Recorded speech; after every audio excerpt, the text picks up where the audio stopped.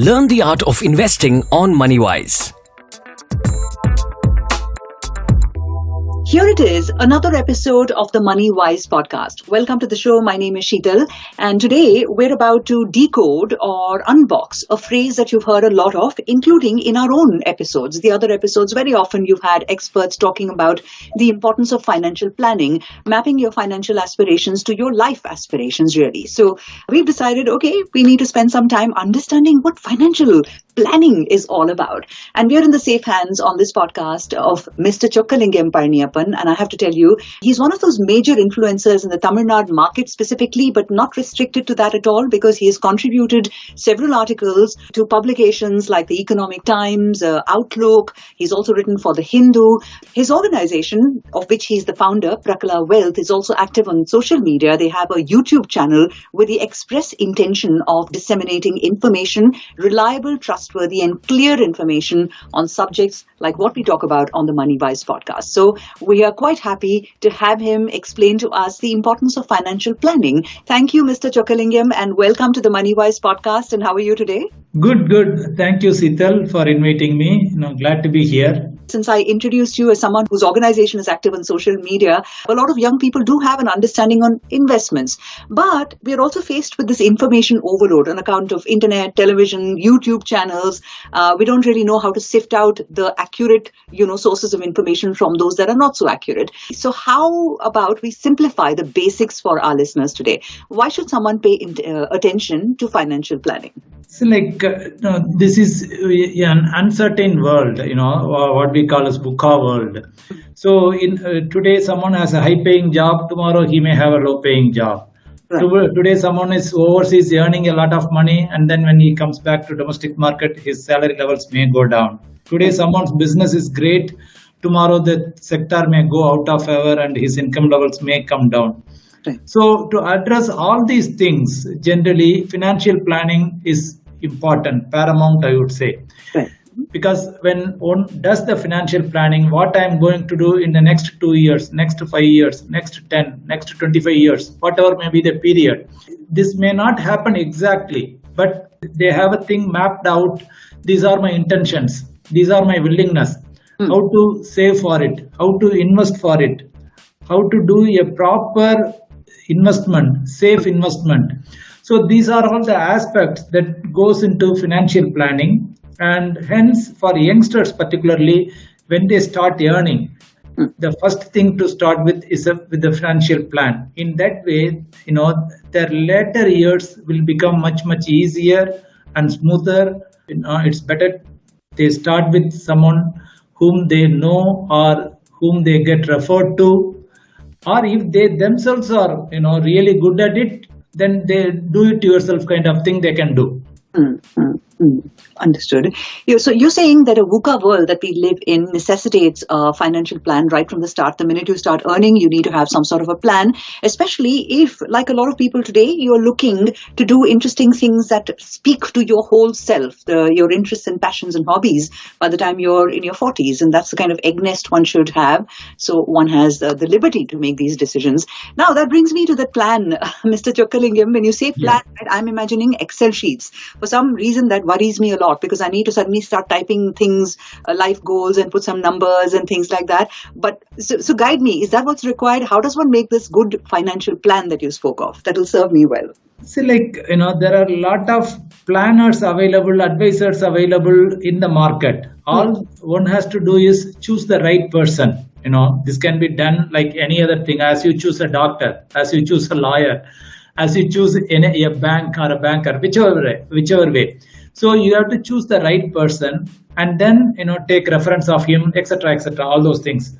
So then, sit with him, tell your needs, let him understand fully about you, your family background, the nature of the profession, your profession, and what do you expect, all those things. Let him do all the Excel sheets, things, everything, and let he or she will give you a word format, simple to read, easy to understand, easy to execute plan, which they could help you to even to execute. Is there a duration ideally that one should be planning for? 5 years, 10 years, 25, or should you have different documents for a 5-year plan, 10-year plan, 25-year plan, and so on? No, I won't say so, but we can take a different route. What are all the goals that a person, needs? I can differentiate into short-term goals and long-term goals. Short-term goals could be, I want to buy a bike. I want to buy a car. Now I want to travel overseas. I need to have some money for emergency, so much money, etc., etc. Long-term goals could be, I want to buy a house. I want to retire early. Right. I want to have some money for my son's or daughter's college education or marriage. So these are all the typical goals most of the people have. Some others do have some other goals as well. I want to give back to the society. I have, all those things are also there. Yeah. But with these typical goals and approximately how much will I need in today's price? Right. That is the number. Even the financial planner can help you to get an average number for that. Say like average college education, how much it will cost. And average marriage, how much it could cost. All those things. Even the planner can help you with those numbers and approximate numbers. Plus with your family experience, you can give your inputs and approximate number. So with all these inputs, he can work on, he or she can work on, and then give you a plan to go about. The best thing that I like that you said, Mr. Chokkalingam, that let them handle the Excel sheets. I was very happy to hear that. And also the fact that you said, instead of focusing on the years, look at the goals, the short term, long term, and so on, those goals. So that really helps. You're listening to Moneywise, successful investment ideas that create wealth. Did you know? According to a November 2021 survey, 56% of Indians said they would like to advise their younger selves to start investing as early as possible in life. 38% of women stated that their child's education was their top financial goal. But only 20% of all those surveyed said they had a proper financial plan to meet their goals. Personal Finance Simplified, only on Moneywise. Here's the other question. Given that most Indian investors are quite conservative when it comes to taking financial risks of any kind, what, Mr. Chokkalingam, do you think would be the investment option that suits the average Indian the best? If you happen to see, in the last 2 years, right, the number of demat accounts opened in the country, okay, so it shows the highest risk. People are ready to take the highest risk. Okay. So people are there to take very high risk. But the thing is, I do agree with you that people are conservative. But conservative does not necessarily mean that you should not take risk. Mm-hmm. So be conservative for the short term, be risk taking for the long term. That's a very, very powerful mantra over there that you have given us, and I hope people have internalized what you've just said, Mr. Palaniappan. The other phrase, turning out to be a nice primer, and like I've said at the start of the podcast, who better than you to help us understand these terms that we hear so often? Asset allocation, that's the other one. Can you explain the need and the benefits of asset allocation? Asset allocation, say for example, in the short term, as we just spoke earlier, in the short term, we don't want to take any risk. We want to be very conservative because I might need emergency money anytime. So I don't want to take risk. Right. My son's or daughter's college education fees I have to pay in 6 months. I can't take any risk in that. I want to travel for overseas. And it might cost me 1 lakh or 1.5 lakh. I don't want to take risk in that money. So when you do the asset allocation, you can again make it short term and long term. The short-term things goes for conservative investments, and exactly by asset allocation, what we mean is investing in different asset classes. If I can elaborate it, there are 4 asset classes available to a common person in India, which is bond, equity, gold, and land. These are the 4 broad asset classes. For land, anyway, land or house, physical property we buy to live. So that finishes that. Correct. Gold, many Indians, they use as ornaments. So that goes there. Right. Then the remaining 2 left out is equity and bonds. Right.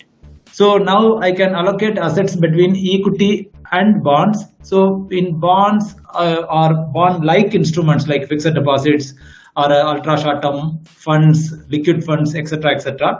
Right. I keep for the short term. And for the long term, I keep in equity funds, equity mutual funds. So that way they can allocate. Clearly, a lot of wisdom coming from you. Thank you for that candor, Mr. Chokkalingam. Now, from your decades of experience, what are those most important financial lessons that you believe that the Indian public needs to learn and internalize? Yeah, good question. The first thing I would put is not taking risk is also a risk. So if you don't take risk at the right age, you will regret later. Right. So if someone is afraid and want to be conservative and do not invest in equity funds for the long term, then it becomes a bad thing after 20 years or 25 years. Okay. That is number one. Number two is whenever you are thinking about investments, savings, etc., please take care of the taxation aspect. Okay. It indirectly plays a big role in your financial planning, in your investments, etc., etc. So start investments at a very early stage so that one can become financially independent in their 40s. Whatever amount, people say that I need to have a large corpus to invest. No, not at all. You can start with 500 rupees, 1000 rupees per month SIP today. Right. And of course, health insurance and term insurance is a must for everyone, even before getting into investments or savings. And SIP investment works the best in the long term.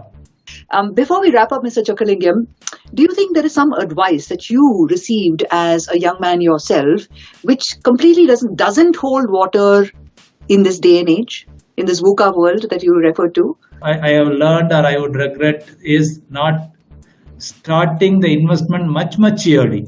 Right. Much earlier. Even though I was earning, but due to as a typical Indian household, a lot of money goes into your family things, etc., etc. Yeah. So was not able to save at that time. But when I look back, the last 20 years, 25 years, it has been fantastic for Indian markets.